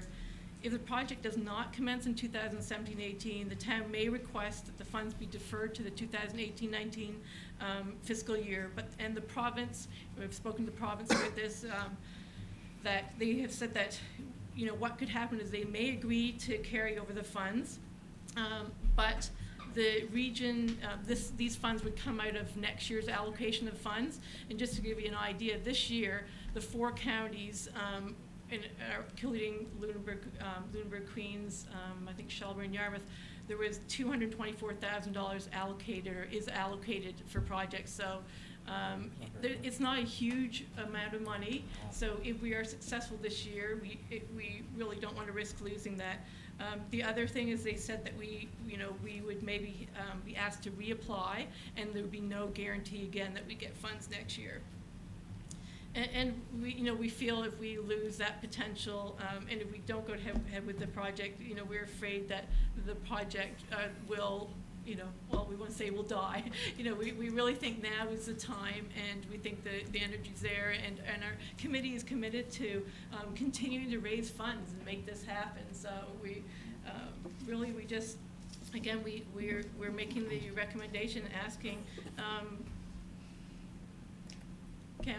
council to issue a tender to construct the Bridgewater skate park with the substantiated funds of $328,261, with the remainder of the funding to be provided by fundraising or in the event that the fundraising falls short by the town of Bridgewater. That's it. Right. Any questions before we put a motion on the floor? Does someone want to make a motion, please? Well, I would move the town council for the town of Bridgewater endorse the recommendation of the Director of Parks, Recreation and Culture Department to proceed immediately with the build of the Bridgewater Skate Park project by issuing a tender to construct the Bridgewater Skate Park project with the $328,261 substantiated, $328,261 substantiated funds, or in the event that the fundraising falls short by the town of Bridgewater. Have a seconder, please. Councilor Graves. Would the mover like to start the discussion off? I certainly understand that there's some risk here. I hope that the fantastic presentation by our committee members has shown that the momentum hasn't stopped among committee members, that we're certainly still pushing forward. Summer is a really prime time for fundraising. Winter falls a little bit short. So they certainly haven't given up. They haven't slowed down. They're still moving forward, and I hope that alleviates some of the concern with there being risk of everybody throwing in the towel and saying the town will handle it. That certainly is not the intention of the committee, and everyone has remained very committed to the project. Seconder to comment? There's certainly been a lot of starts over the years. I came here in 2003, and I think they were talking about a skateboard park then. My kids are now grown and no longer skateboarding, so it would be nice if there was something for them. But I guess the question is, we're basically being asked to backstop $172,000. So where's that money going to come from? My understanding is fundraising, but if there's not enough fundraising, then it does come to the town of Bridgewater. That is correct. Yeah, we may want to ask our colleague from MODL. Not to put you on the spot there, Eric. We did hear a number of people speak today. Many, I would argue most, not from the town of Bridgewater, from the municipality of the District of Lunenburg. Now, I recognize that the contribution went from $40,000 to $80,000. I'm grateful for that money. So I don't want to seem unappreciative. But we have a pattern. You know where I'm going with this. We have a pattern of all the infrastructure sits in towns. The infrastructure is paid for by towns, and we need a little bit more support from our neighbors to recognize that the use is not all in town. So if we look at the library use, I believe 65% of library users come from MODL. The town pays 100% of the cost. And again, the $80,000 from MODL is greatly appreciated, but I don't believe is reflective of the use of the skate park when we break down who will use it. So I'm hoping, to Councillor Graves' point, that if there is a shortfall, that it won't be by the town of Bridgewater, that there will be some discussion and cooperation with our neighbors at MODL, recognizing this is a regional facility. We got to get past these silos that we continually put ourselves in. And not just us, pick two councils that are side by side, two municipalities, and they have the same issue. But I would hope that the shortfall, if there was one, would not be borne solely by the town of Bridgewater, that it would be seen as a partnership, that we would move forward together. So that's just my 2 cents on that. Yeah. Councillor Frazier. And further to Mayor Mitchell's comments, and I know that I'd like to remain optimistic, and I think this is a great opportunity for all that's involved in the skateboard. And I thank you for the presentation, because it was very eye-opening as to for all that benefit from the sport. But one question comes to mind is the yearly maintenance and cost that goes with the infrastructure. I'm sure that's been researched in the cost, and I don't recall seeing those numbers. When I don't have that information in front of me right now, but I know when we were working on, with Claire, Louise, and myself, we're working on the recreation facility development grant application. They asked for information on maintaining it, and I indicate that the town would maintain it. But I also did check in with some of my colleagues from Chester, and that asking what the maintenance costs were, and it was very minimal. What the cost, and I don't have that amount in front of me, but it was very minimal. And as far as like the winter, there's no snow clearing from municipal staff, or the kids kind of take care of that, and so yeah, it wasn't a large cost, but I can get you that information. But it was not a substantial amount at all for the concrete. And one thing that came to mind was insurance, as far as I have no idea what the annual cost would be, but that's one that would come to mind as far as a yearly liability risks and so on. So, thank you.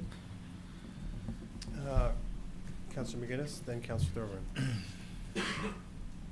Look, I want to congratulate anyone that goes out and raises funds. It's a tough job, and I fully appreciate that. And there's a lot of work is in this. I'm having a bit of a nightmare here, and Councillor Hoodsford, I apologize for anything I might say. It's not to offend you or the municipal council, but I am going to say some things.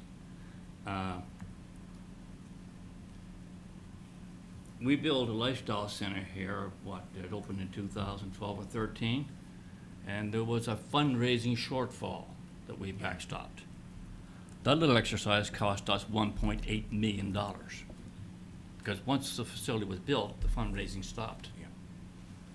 So I have bad visions of this right up front. And correct me if I'm wrong, but I believe that there was someone hired to raise the funds, and then when that time period was over, that they left and stopped. But with our committee, we're still here. We're in the community. We're still going to keep on working hard to make it happen. I fully understand that, and you're really committed, and I don't doubt you. Okay, but that's not where my mind is at this point in time. Someone a long time ago dubbed the town of Bridgewater the taxpayer in the town of Bridgewater to be the sole financer of all recreational facilities that are regional in Lunenburg County. And that bothers me a little bit. For over 60 years, we operated an arena in this town. We lose upwards of $200,000 a year on it, and we get a huge contribution from our friends in the county of $7,500. 70% of the use of that facility is from the municipality. And I suspect this here, you're certainly going to be looking at 50-60% at least from the municipality, if not more. So I think our friends in the municipality should be stepping up, to be probably blunt, okay, and matching what the town of Bridgewater is giving. I fully appreciate the $80,000, and I know it's a struggle, it's a tough deal, but if you want this, and if you're committed to it, it's a regional facility that I think we need. But, folks, it's gotta be a 50-50 partnership. It's bad enough we're gonna look after the maintenance of it, but that's where I'm at. Now, it's really frustrating because we just went through a budget process. Approved the budget in the middle of April, I think it was. 2.5 months ago. This was not brought up. This was not discussed. Now we need one. Now I know Queens County opened up a new skate park. I know Chester has a beautiful skate park.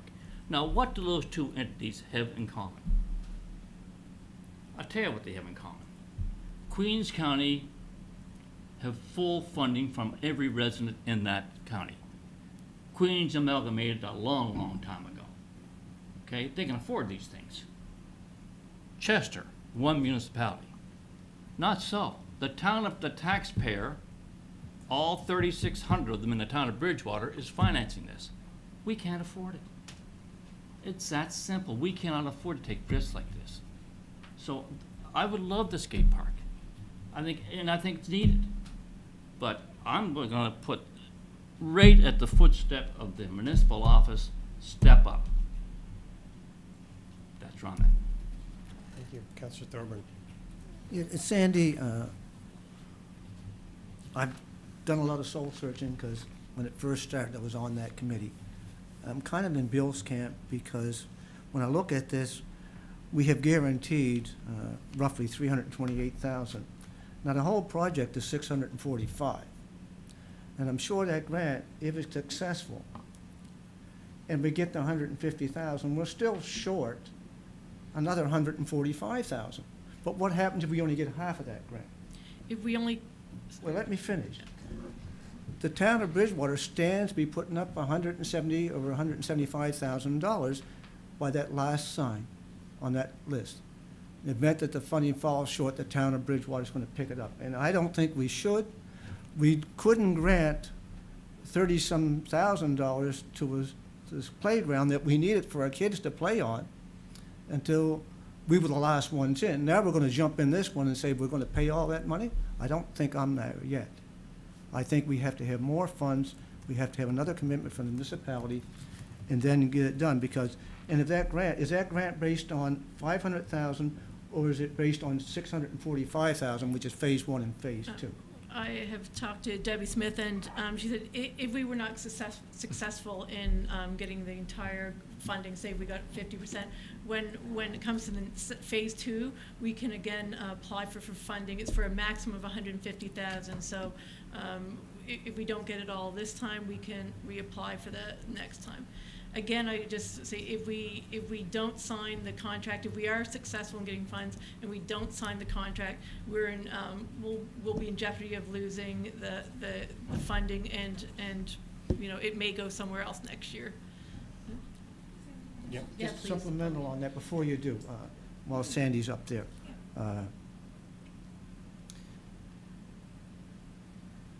What is a hurry of awarding this tonight? Wouldn't it be better to wait and see what our grant's going to be provincially? Is it that important that it has to be done tonight? Can't it wait another month? We just told the school park kids to wait a month to give us more information. Can't we see what we're going to get for a grant before we rush in and win with both feet and not know what we're getting from the province? I have a real problem with that. Are you able to answer that The question? only thing is that it's very hard again to kind of put the staff time and effort and into getting the tender document prepared if we're not sure if we're going to go ahead with it, but that would be more of a challenge, of course. Okay. I'd like to add if I can. Sure. So there's a couple of things that have been discussed, if I can answer to them. The first is, I've been with the municipality of the District of Lunenburg for 7 years. In that time, I was also working with the Bridgewater Development Association, and both the BDA and the MODL gave my time to this particular project. So as a municipal member, I've been involved with the skate park for 7 years. It's been a fair contribution of my time, and there are a fair number of my colleagues, as well as Councillor Hustvedt, who sit around that table committedly. And those are resources that cost money to the municipality of the District of Lunenburg. The municipality is in full support of this project, there's no question about it. I think as far as parks and open spaces and trails and accessibility to all members of the town of Bridgewater, the municipality, the District of Lunenburg, the town of Lunenburg, all of our neighbouring towns, we cover that bill, and we share it with all residents, of course. We want everybody using the Mark and River Ridge Common and the trails that connect our towns, and we maintain and have a fund development strategy as well as look for strong partnerships, and we're not often coming to the town of Bridgewater looking for partnerships to help maintain our parks and open spaces.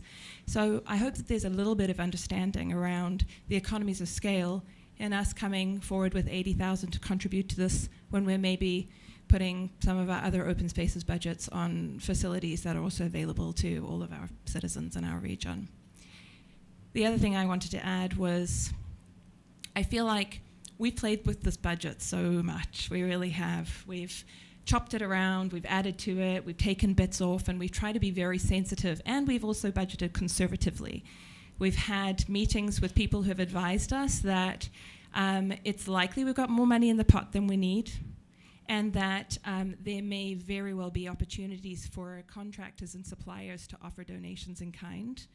So we do feel like we've got a little room to move, a little room to be creative, and I'm going to fall back on Sandy's probably most powerful point, and that is with momentum we can do great things, and I think that we will break even on this project.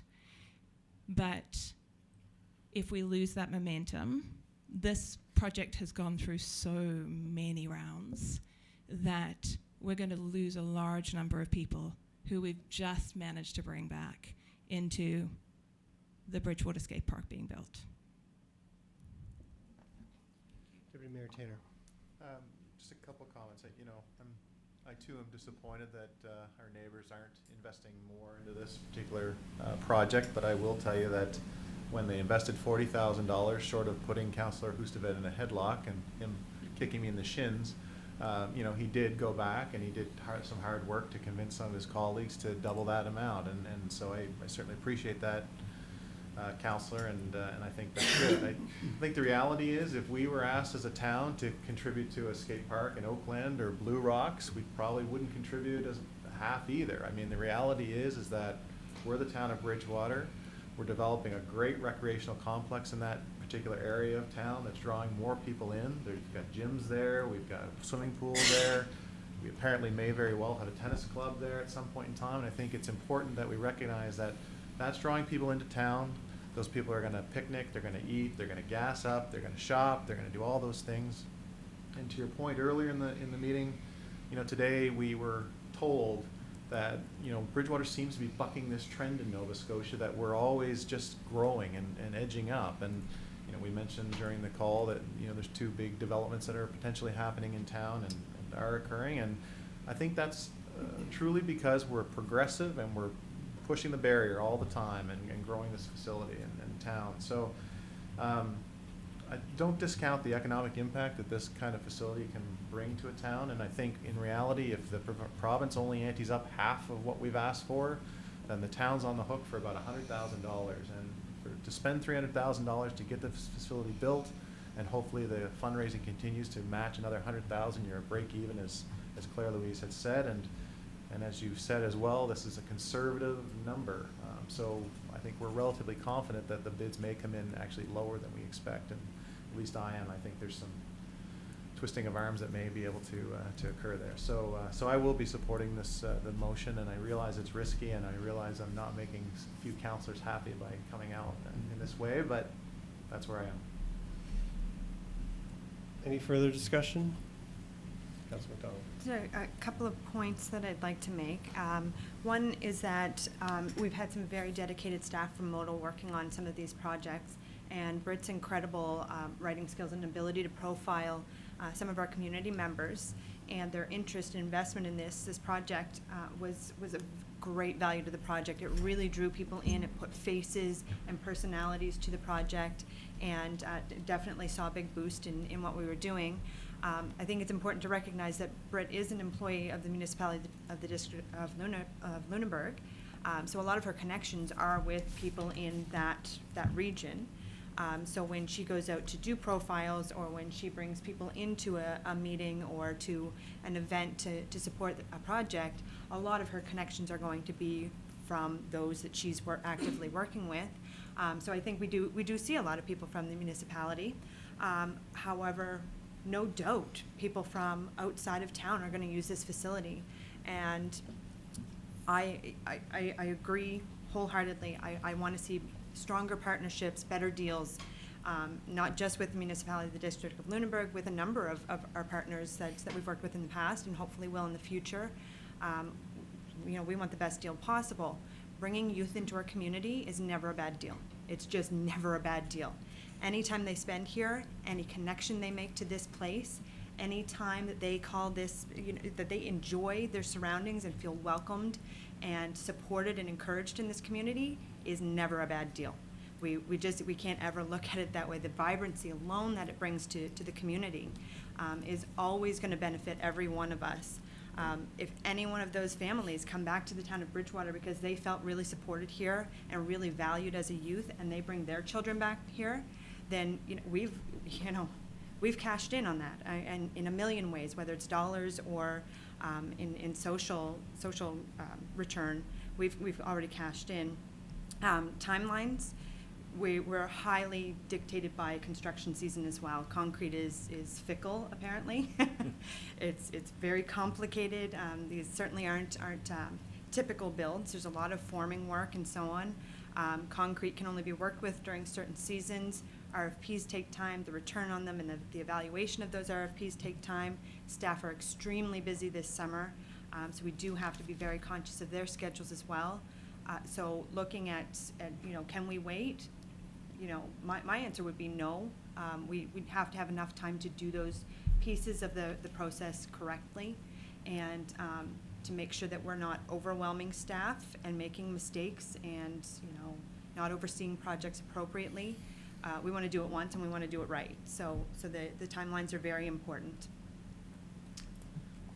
I agree with everything everybody said. I agree that we have concerns. We have concerns. Pick a project where we have partners, where the funding isn't 50-50, and we have concerns. I am concerned that we're going to backstop this project.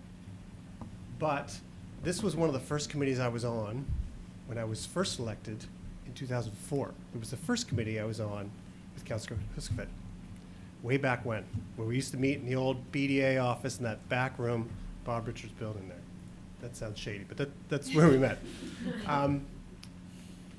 And if we don't do this now, then I think we might as well just thank you for your time and hope you'll contribute to the playground. And I do agree with Councillor Thorburt's, we did say no tonight to the playground committee, but the skate park committee has a 12-year head start. And I think we do owe it to the committee to kind of put the money where our mouth is and start another round of discussion with our neighbors at MODL to say, we need some help with this. We can't backstop $174,000. Just, we can't. But I think we need to start at least going out to tender and seeing if we can get some better pricing, see if we can get some bigger donations. If I look back, being a member of the Baptist Church, we fundraised to build a new building, and fundraising kind of stopped because it was one of those like the skate park. Well, are you really going to do it? Let me know when you're really going to do it, and then I'll step up. Well, as soon as the walls started tipping up, the pledges, the contributions were made, and I can't remember the number is now, but we are well on our way to paying off the mortgage on that building, because it takes a little bit of initiative for people to go, oh, you really are going to build the skate park. So maybe they're holding on to their $10 or their $100. I hope I'm right that that's what's happening. So I will be supporting the motion. The motion, yeah, yes, Councilor Well, Thorburn. before you go down that road, and I guess it's pretty much a done deal, so I really say now it doesn't really matter. But if you're supporting this $100,000 now for this first phase, or you're also supporting $145,000 for the second phase? Or is that a standalone project? Or is it part of the whole package? Only dealing with phase one. Because it's kind of tied together. When I read the information, one is 17, 18, one's 18 and 19. Did I read that wrong? Maybe staff can, We had put that as a we'll aim, if we achieve this project this year, then we'll work towards that next year. But it's not a guarantee, of course, that we would keep working until we have the funds to make the phase 2 happen. And we're also developing a Friends of the Skate Park Committee as well to help us with continued fundraising. And again, with phase 2, depending on, we have to kind of get the announcement on phase 1, find out what that is, and then we'll know if we're able to apply for further funding through the RFD grant for phase 2. But there's no rush right now. Phase 1 is a beautiful park. It will be a great start, and we'll be happy with that right now, and then we'll work towards phase 2. so just for clarification for Councilor Thorburns' point, very, very good question. Yeah. We are just dealing with phase one now, $500,000 Yes, project, that's correct. just phase one. Phase 2 has to come back. If you want more money from this council, you have to come back. I just wanted to make sure that it's also very clear that phase 1 provides a usable park. It's not half done. You have to wait until phase 2 is done to be able to really use it. It will be a usable park. Phase 2 would add a street arm, which is a different level of challenges, but also some enhancements such as additional lighting, benches, I think some landscaping. So it's not the things that are imperative for the park to be usable. So if it didn't happen, if we were still never have a able to park. raise that $150,000, we'd still have a great skate park. So for clarification purposes, for phase 1 now, it's estimated at 500,000, correct? So what happens if it comes back at a higher price tag? Does that mean we have to? We don't have to accept the tenders. That would have to come back to us, correct? They come back and the lowest tender is $750,000. We wouldn't have to accept Then that. we would not approve the tender. Right. That would be So normal practice. Okay, because, that's important to understand now, moving forward, if, with this project, phase 1, we've estimating now at 500,000. So our budget is set, our understanding is the budget is $500,000. So if the tender comes in at $505,000, right, comes back to council to approve the tender, and if it's over our comfort zone, out of our comfort zone, over our limit, we would potentially not approve the tender. Is there a threshold of how much over a tender you have to accept? I don't know what the purchasing policy is that would apply to this. The people quoting are listening. My threshold is $328,000. Yeah. Thank you. I don't think there's a set standard, is there? It's just an acceptable target. It seems like industry standards 15% plus or minus. Yep. That there's a potential for the bidder to ask for compensation should a tender not be awarded. Councilor Thorburn. I want to talk on this one. That $500,000, is that full HST or net HST? To start with, because there's 10% there. That would be including, I guess, your HST. Is it full And or the net? town, I think it would be 4.86 would be included. The HST was included in the budget. Okay, and I don't see anywhere in this motion where it says phase 1. So if I'm thinking about voting for it, I'd like to see phase 1 in there, not phase 2. Because it just says the whole project. So, we have a motion on the floor. Someone can clarify procedure. If we added, Could I make endorse recommendation of the Director of Parks, Recreation, and Culture to proceed immediately with the build of Bridgewater Skate Park Phase 1 project? Can we just amend the motion with the approval of the mover and seconder?